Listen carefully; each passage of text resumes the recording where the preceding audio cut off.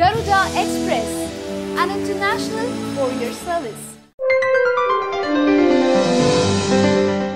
70 సంవత్సరాలకు పైగా రాజకీయ చరిత్ర ఉన్న ఆనం కుటుంబానికి చిక్కులు ఎందుకు వచ్చాయి?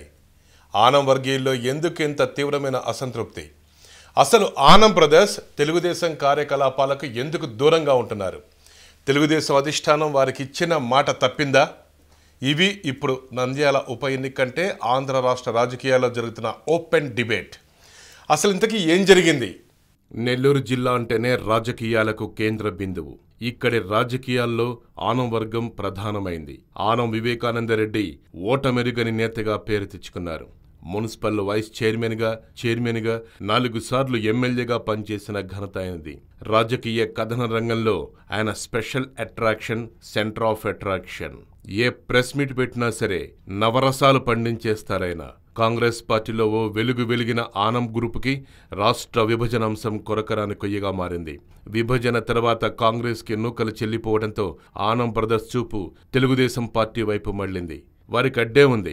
నేరుగా చంద్రబాబును సంప్రదించి ఆ పార్టీ కండువా కప్పేసుకున్నారు. వారి చేరిక కూడా ఎంతో అట్టహాసంగా సాగింది. నెల్లూరు జిల్లా నుంచి ఓ 2 రైళ్లు, వందలాది బస్సులు, వాహనాల్లో తమ అనుచర గణాన్ని విజయవాడకు తీసుకెళ్లి మరీ తెలుగుదేశం పార్టీలో ఘనంగా జాయిన్ అయ్యారు.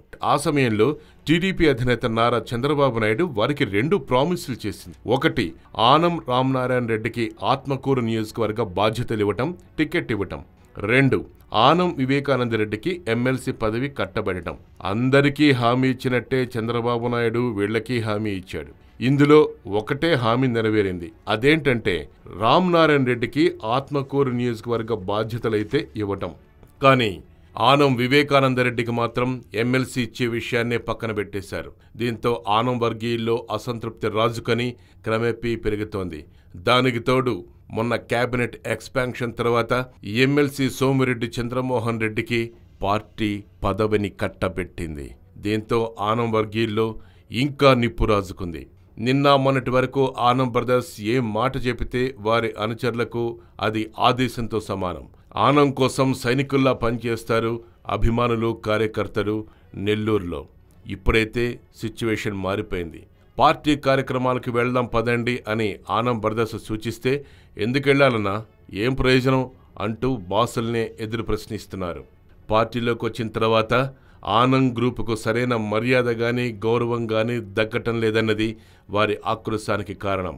నలుగురిని విజయవాడ పిలిపించారు, 4 శాలువాలు కప్పి పంపించారు. ఇప్పుడు మాత్రం వాళ్ళని కూరలో కరేపాకులా పక్కన పెట్టేశారు. వాళ్ల పరిస్థితి చూస్తుంటే మాకు కోపం ఉప్పుకుతోంది. మా నేతలేమో సైలెన్స్, నో వైలెన్స్ అంటున్నారు. ఇచ్చిన మాట ప్రకారం ఆనం వివేకానందరెడ్డికి ఎమ్మెల్సీ పదవి ఎందుకు లేదు? ఆత్మకూరు నియోజకవర్గ ఇన్ఛార్జ్ పదవి మాత్రం ఎందుకు? గొడ్డు చాకరీ చేయించుకోవడానికా అని ఆనం అనుయాయులు గుక్క తిప్పుకోకుండా అడిగేస్తున్నారు. ఆనం వివేక టీడీపీలో చేరిన కొత్తల్లో మున్సిపల్ కార్పొరేషన్ విషయంలో కాస్తంత పట్టించుకునేసరికి స్థానిక తెలుగుదేశం నాయకులు సహించలేకపోయారట. నగర రాజకీయాల్లోకి తలతోచవద్దంటూ చెప్పేశారట. దాంతో ఆయన సైలెంట్ అయిపోయారు. ఆనం వర్గీయులతో పాటు ఆనం కుటుంబంలో కూడా అసంతృప్తి పెరిగిపోయింది. ఈ సంగతి పసిగట్టగానే తెలుగుదేశం పార్టీ అప్రమత్తమైంది. నెల్లూరు జిల్లా టీడీపీ అధ్యక్షుడు ఎమ్మెల్సీ బీదర్ రవిచంద్ర వివేకాన్ని కలిసి చర్చించారు. ఫలితం లేదు. మంత్రి పదవి చేపట్టి మొదటిసారి జిల్లాకు వచ్చిన సోమిరెడ్డి కూడా వివేకాన్ని కలిసి కొద్దిసేపు చర్చలు జరిపారు. అయినా ఫలితం లేదు. మంత్రి నారాయణని వివేకా కలిశారు. ఈ అంశాలన్నీ ప్రస్తావనకు వచ్చాయి. మొత్తం మీద వీడి చర్చల సారాంశం ఏంటంటే, మీకు పార్టీలో కీలక పదవులు ఇస్తాం అని ఆఫర్ చేశారట.